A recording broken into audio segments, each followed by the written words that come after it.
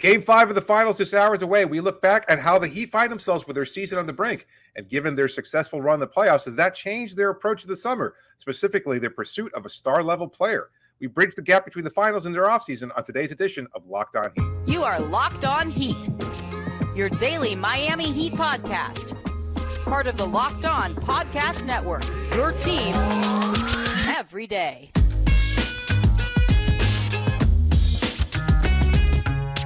All right, welcome to Locked On Heat, your daily podcast on the Miami Heat. I'm Wes Goldberg here with David Ramil. However you're tuning in, YouTube, Odyssey, or your favorite podcast app. Thanks so much for making Locked On Heat your first listen every day. Today's episode is brought to you by PrizePicks. First-time users can receive a 100% instant deposit match up to $100 with the promo code LOCKEDON. That's PrizePicks.com, promo code LOCKEDON. According to Brian Windhorst, Pat Riley and the Heat have been hatching a plan to pursue stars this offseason. We're going to talk about that in a minute, but we're going to start with tonight's big Game 5. The Heat down 3-1 on the brink of elimination. David, when you think back on the first 4 games of this series, how do you think the Heat got here? I think they just struggled with their three-point shot. I think that's the most obvious thing. But considering 40% of their starting unit has struggled to find any way of scoring whatsoever, I think that's the biggest tell from the first few games. Yeah, I mean, we've got 4 games now of evidence, and the only game that they won, they shot better than 40% from three-point range, and the 3 games that they lost, they shot closer to 30%. So I think that's a good start. Gabe Vincent, after the first 2 games in Denver, struggled in the next 2 games in Miami. Max Strus has been off the entire NBA Finals to the point now where in the locker room, visibly frustrated after Game 4 when he went 0 for again in that game, and it's just It's been a rough series for him, and you could tell that he's feeling it, right? Frustrations in that locker room in general. Obviously, that's to be expected after going down 3-1, which is basically as impossible as it gets coming back. Like there's only one team ever come back from 3-1 in the NBA Finals, the 2016 Cavaliers beating the Warriors, obviously. Like that just doesn't really happen, you know? And so, and the Heat can talk all they want about, you know, their confidence level, and we follow Jimmy, and we're going to go into Denver, and we're going to do it. We're going to take this one game at a time, and all these things. And of course, you got to say that, and that's the right way to approach. It's the only way to approach it. There's no other option. But they also are smart and understand the circumstances that they find themselves in, and the long shot odds that are against them right now, right? I mean, and that's not a media talking point. That's nothing more than, hey, can you beat the best team in the NBA 3 times in a row? That with 2 of those games in Denver, that's hard. That's tough to do. Yeah, a 3-1, you know, you can come back from that and still wind up losing in Game 7, you know, which is, you know, that's still an admirable place considering this deficit in the first place. And I don't know that I'm sure the Heat don't care about that. The players don't want any moral victories. And I'm sure even our fans listening to the show don't want to hear that because maybe they would rather it just wrap up in 5. But either way, you're here and you've got to be confident. You've got to be able to show that.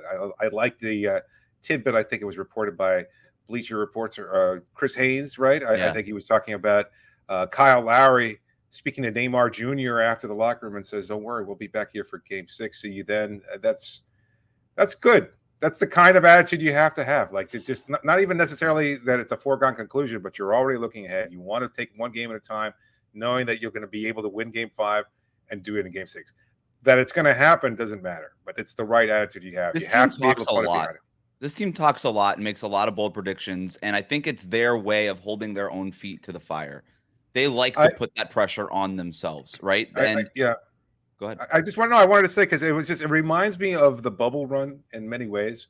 Obviously, because it's been a long playoff, run for the team itself. But I remember interviewing Kelly Olynyk, and this was after the series was over, and the thing they kept reiterating to me, and I think Myers, Leonard told me the same thing, but that was a different story altogether. He was just the fact that one thing in the Orlando bubble really stood out to this team was that Jimmy Butler kept saying, "And we're going to win the championship. We're going to win the championship."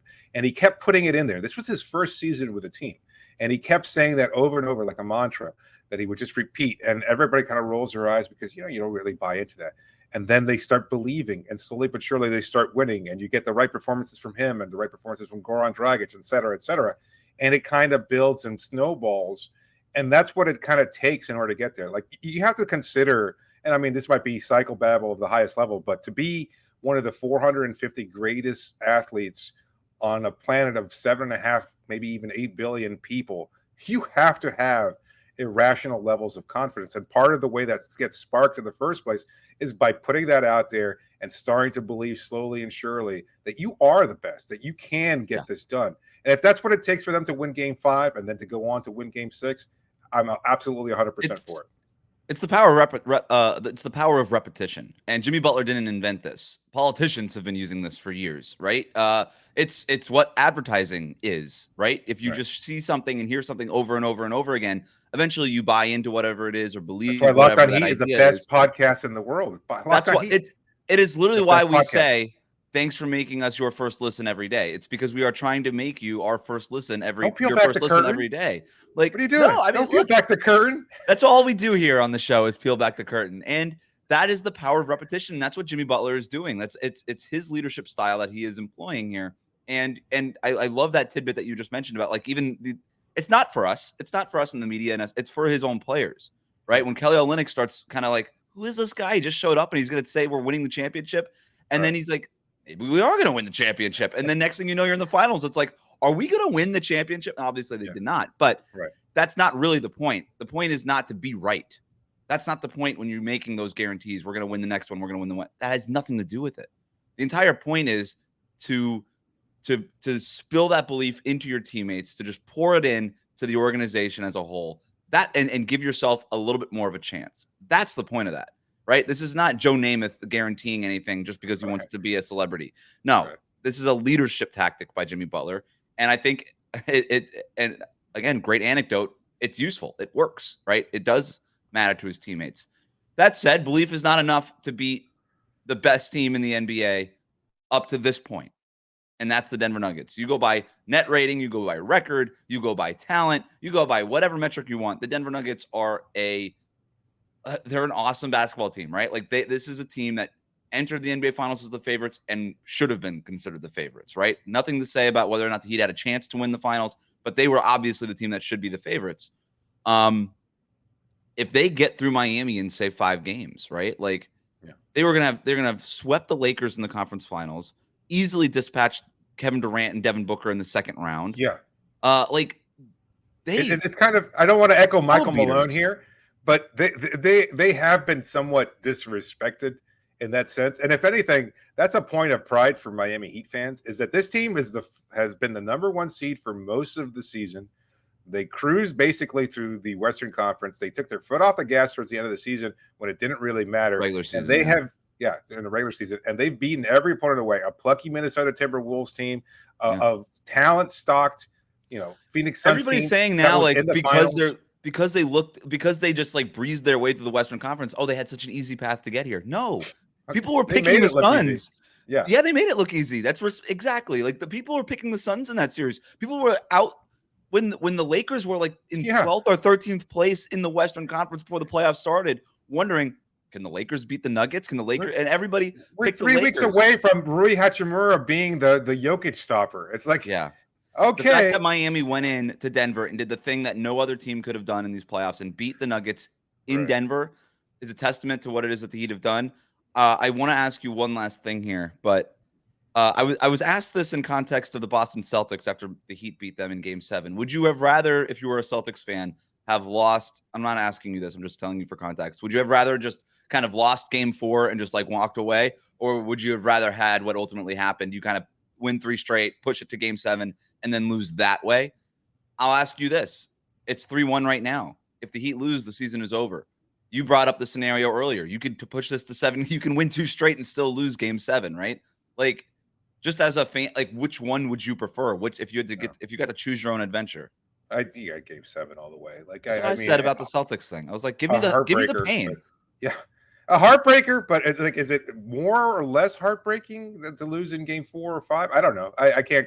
I'm not necessarily equipped to quantify that, but at the same time, it doesn't look as bad as being like swept. You know what I mean? Yeah, absolutely. Like, look, consider that Lakers fans are apoplectic about the fact that they thought they had a chance to knock off, and they have 2 historically great players and a reassembled cast after LeBron the trade deadline. Reeves. Yeah, exactly. No, Dennis Schroeder. No, but having said that, like, still. Yeah, that's fine. I mean, a good team, right? That overachieved They're a good team. themselves after the post trade deadline, and yet they got swept by the same Nuggets team. Like it's really hard to beat this group. It's really hard to beat any team. And so yes, if Miami is somehow able to win games 5 and 6 and then push us to game 7 in Denver, you can't blame them. You can't fault anything that's happened. Like, yeah, maybe they miss an opportunity, but who cares? Like this is what you play for, the chance to be in a position to win. And Miami's put themselves in that chance. They just need to go out and win a couple more. This is not only why you play if you're the players in the organization, but if you're a fan, this is why you watch. You want to feel something, don't you? What? Like just that's it. That's the whole thing, right? Yeah. So either way, it's been an awesome run. If it ends tonight, it's just to kind of go back to the original question. The reason we're here is because the Nuggets are so freaking good. Like they're taking away Miami's strengths. Yeah. They're doing a great job. They have multiple ways to beat you, and it feels like the Heat at the end against a juggernaut like them kind of only have that, like those two things that they could do. It's either like a big Jimmy Butler game or making a bunch of threes, and neither of those things have happened enough. And that's why the Heat are on the brink of elimination right now. But simple prediction: does Max bounce back in game 5? Not necessarily a win or not. Does Max bounce back? Because I mean, it would just be for his own personal sake. I think he does. I don't know what bounce back. I don't know that means like 27 points for him tonight, no, but like I think he has a better game. I think he has a solid game. 4 of 8. Yeah, something like that. Like a solid game. Yeah, I think he does. I think their shooters are better in Denver. I mean, the statistics say that they've been better in Denver this series, so we'll see. Coming up, are the Heat already preparing to make a run at a star player this offseason, or maybe even 2? We have the latest reporting next, but first, David, tell listeners about our sponsor. Today's episode is brought to you by BetterHelp.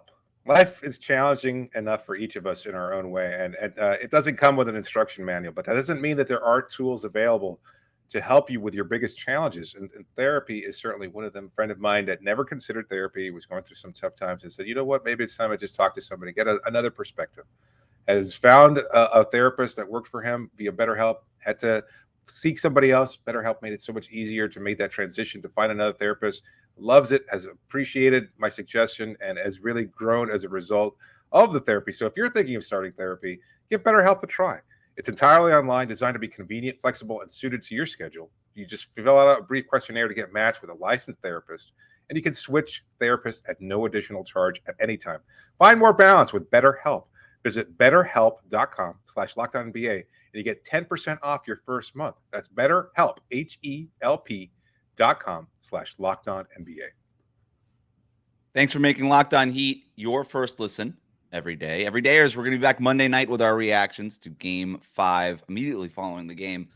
I know it's awkward to transition into talk about the offseason when the finals are going on, but this latest report from ESPN's Brian Windhorst is potentially too important to ignore. And as we already know, the Nuggets, Miami's opponent in these finals, are also already making offseason moves. They've swapped first-round picks with Oklahoma City and all these things. So these things are happening in front offices, these conversations, the thought process of, okay, what happens after the finals? Because, it's June. We're recording this on June 11th. Game 5 is June 12th. The NBA draft is in 10 days. Like, you've got to be thinking about this stuff. And so there's a draft? Yeah, who knew? I don't even Victor Wembanyama's in it. I've heard of him. Let's talk about this Windhorst report, though, because it was, again, an interesting time for him to come out with this. Quote, making such a move might also prove smart, a move for a star, as the Heat bask in the glow of a postseason that served as one big advertisement to interested players about quote-unquote Heat culture to try to attract a star player or two who have been watching them play with interest. What do you think about all this, David? I told you beforehand, I think there is a general belief in Miami finding ways to develop players, finding ways to kind of overachieve, and always putting themselves to win at the highest level. That doesn't necessarily mean it happens. And I think media and fans tend to buy into it a lot more than players themselves. I think within the player community, they respect the idea of Heat culture. That doesn't necessarily mean it's attractive to them or it's something that they want. At the end of the day, to echo many players, I think they'd want to be in a position where they can win a championship, and I don't know that Miami necessarily presents that, despite the fact that they're in the NBA Finals Do currently. you think that this playoff run has shown that? Because I think you're right. Like, that was my biggest issue with if the Heat were going to lose in the play-in tournament, right, to Chicago. Like, that was the big fear is, well, how do you have to blow it up? Because there's no, like, what star player is going to look at a team that missed the playoffs entirely and be like, well, I could put them over the top. But now that they're in the NBA Finals, I think that there is a case to be made that if you're a star player, you could look at that. Like Damian Lillard basically said this on that podcast where he was like, I'm not going to go there if they win the championship. But I'll give you one better. Shane Battier on this very same show told me that in 2011 and during the lockout, he said, oh, I'm going to San Antonio or I'm going to Miami. But he had he wanted to see which team was going to win the NBA Finals first. So if Miami had won in 2011 versus the Dallas Mavericks, he would have joined the San Antonio Spurs as a free agent and said he chose to come Miami. So I think that's absolutely a thing. You want to be the right piece in a place that can help you can help put over the hump and that can help you get to that next level as well. For you don't want to be a like, bus rider, according to Charles Barkley, right? And I think that went viral as sort of a phrase because I think it spoke to that player mentality that a lot of them have. Yeah. So, I mean, for a guy like Damian Lillard, and we were talking about this before, like he is right in that sweet spot of like, I need help. I am a historically great player. I am a top 75 player, whether you buy into that or not. A surefire Hall of Famer, right? Despite everything. And I know a lot of people question the criteria of the Basketball Hall of Fame, but between his international Hall of Fame talent, I don't care. Yeah. Everything he's done in the NBA, the incredible score. Like 20 years from now, you'll still know the player, the name Damian Lillard. He had two of the most devastating shots in postseason history. I know he has no rings, but like to knock out with game-winning threes, to knock out not one but two teams and end two series. I mean, that dude is a killer. Yeah, Damian Lillard is ideal, and we've already explored that. But I do think a guy like Lillard would look at Miami and be like, and he's been very open. Hey, I need more help. I'm not interested in this rebuilding thing. I don't want more drafting rookies. Like, enough. Like, I need veterans who can help me get over the top. And if he's not going to find it in Portland, and he starts looking, Miami is like the obvious. Kevin Durant just did this, right? He ended up obviously in Phoenix, but Miami was also on his list of destinations because Miami was a shot away from making the NBA Finals against his former team, the Golden State Warriors, right? Durant also did the other, like Durant went to Golden State. We remember them being a 73-win team, but they also lost in the finals, right? So I think that there's I do think that there's certainly a big part of that. Wait, so are you saying that when Miami beats Denver in the finals, that Dame Lillard is going to request a trade to join the Nuggets? Is that what you're saying? Is basically comparing the Lillard to Durant situation? I don't know that Lillard is what they need, but to your point, no, I think I do think that this postseason run has helped the Heat in that potential pursuit. Do you agree or disagree with that? Yes and no. I mean, I think it kind of concretizes the vague notion, the respect level that's already held league-wide. Like Spo gets his flowers. He's understood well. Jimmy is Jimmy. You know, it's a known quantity around the league. You talk to players that first join the team, and they're already aware of what Heat culture and the toughest, meanest, most well-conditioned, et cetera. They know all about it. And yet, again, I don't know that it necessarily makes that much of a difference. It's not to question Windhorst reporting or anything like that. He makes a point, but it's kind of, as you said earlier, it's kind of like, yeah, no doubt, no duh. You're like, are they in an off-season planning mode? Absolutely. They have to be. The season is almost at its end. Regardless if it goes to game 5 or game 7, you got to start planning ahead. You don't have much time. And yes, they'd love to acquire a superstar, but I don't know that the assets are necessarily any better now than they were a year ago when we were having several offseason episodes about, can they acquire Donovan Mitchell? Can they acquire said player? There is a couple of things that have changed. Number one, the Heat have another first-round pick potentially available to them. If they wait until after the draft, that 2030 pick becomes unlocked. And so you can sort of agree on the framework of a deal before that happens, right? And then also just make the trade official and complete it after that 2030 pick comes available. So instead of 3 first-round picks, in other words, if the Heat are able to lift protections on an OKC pick that they owe in 2025, they could trade up to 4 first-round picks, and that would include sort of picking at number 18 for whatever team that you're involving in it. So that's a better that's sort of already a better asset base.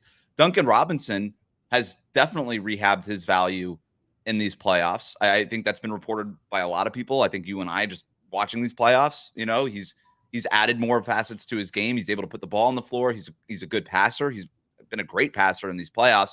He's fouling a lot less defensively, and obviously he's making the threes. So I think that's been helpful. Kyle Lowry is a better asset now than he was. We can argue about how good of an asset he really is, but I don't think that it's arguable that he's better as an asset now than he was last year because he's only got 1 year left on his contract. So if you're a team that's just looking to get off long-term salary and you only have to eat 1 year of a Kyle Lowry deal and then it's expiring and he comes off your books in the summer, that's a big expiring contract. And you look across the league, there's not a lot of big expiring contracts out there that if you're a team afraid of some long-term money, this is like a get out of jail free card for you. If you were to take on Kyle Lowry and maybe whatever other stuff. Caleb Martin is a much bigger asset now than he was last year. He was a free agent last year.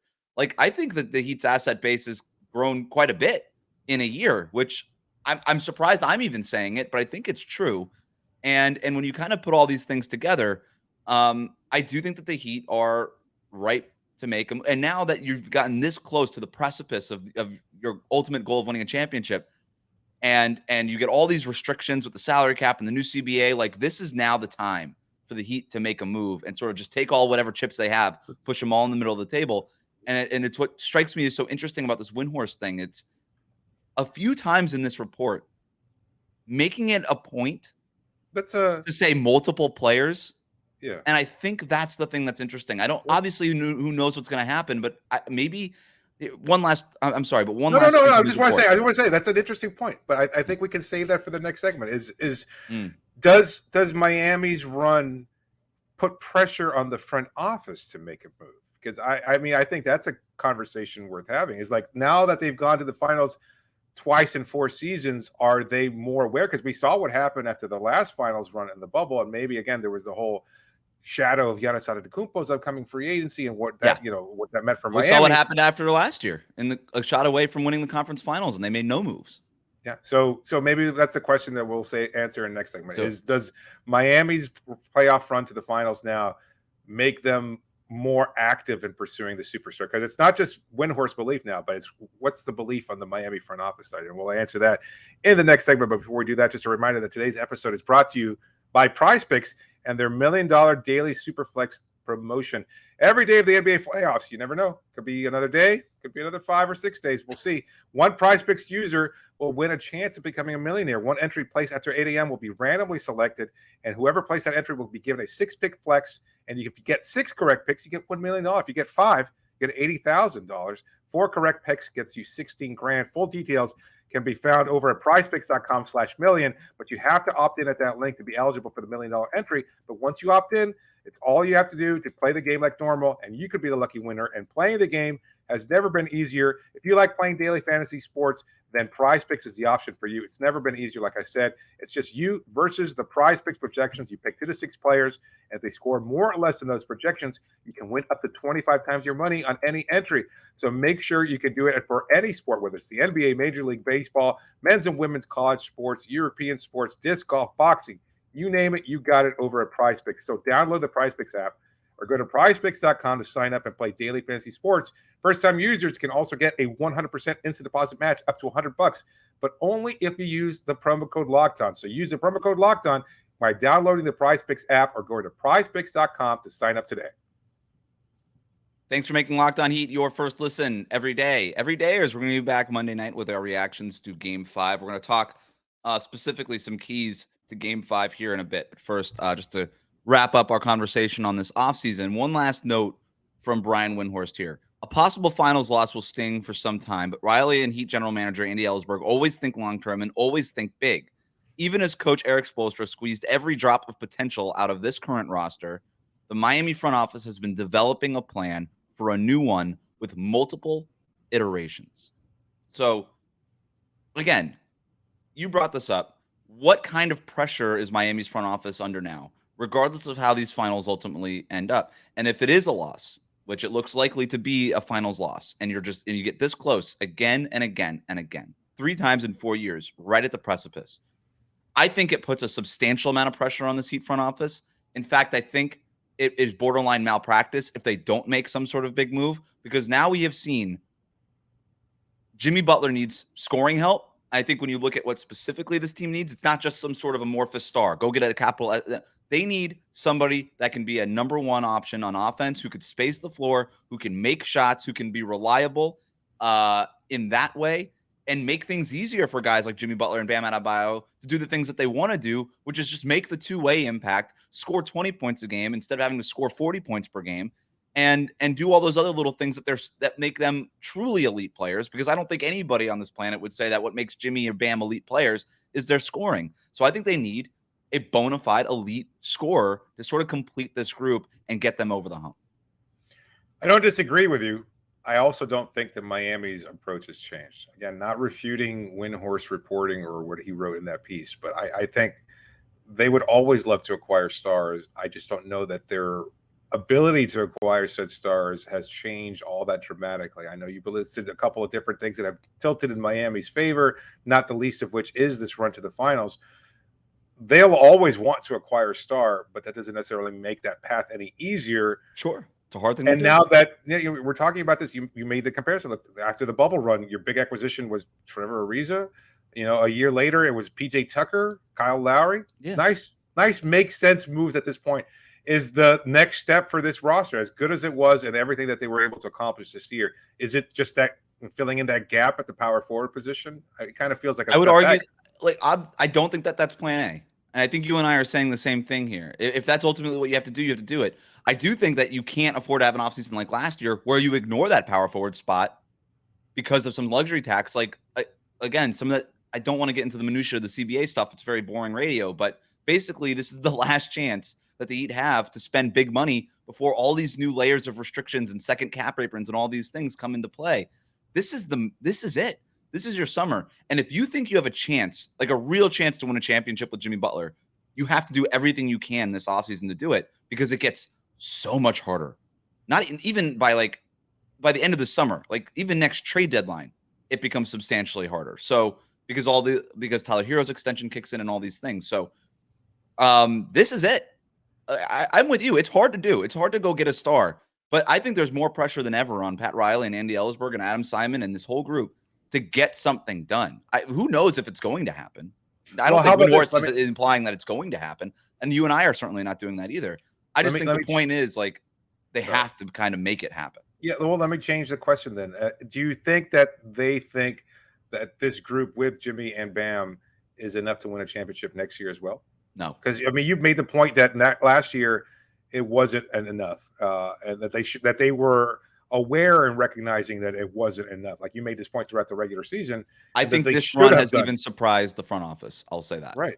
So do you think that this run has changed their perspective? Because if it hasn't, no, then maybe they're not more interested in acquiring a superstar. I don't think it did. I think they were the number one seed last year, rolled their pretty easily, got that number one seed in the East, and then came up short. And still, this front office didn't think that they were just small pieces away, right? They thought that they needed a superstar player.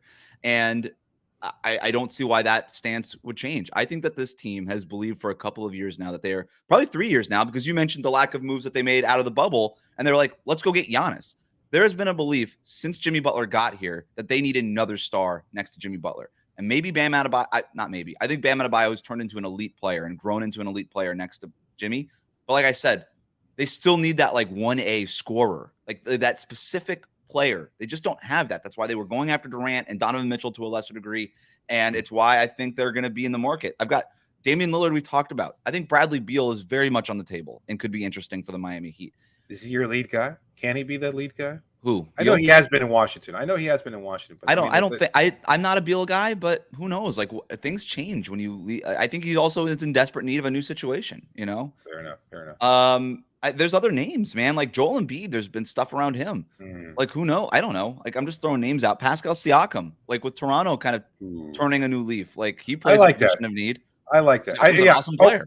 No, that we should mention that. And again, this is a bigger, deeper conversation for the offseason, but the hiring of their coach and everything he's done. I remember talking to him when he was an assistant for Billy Donovan with the Oklahoma City Thunder. And he was his first head coaching experience was head coaching the summer league team in the Orlando Summer League. That's his first opportunity that way. And he's known for being a guy that reaches young players, develops them, etc.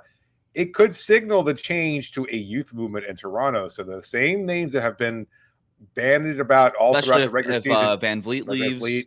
Fred Van Vliet, OG Anunoby or Anunoby, whatever, Pascal Siakam, etc.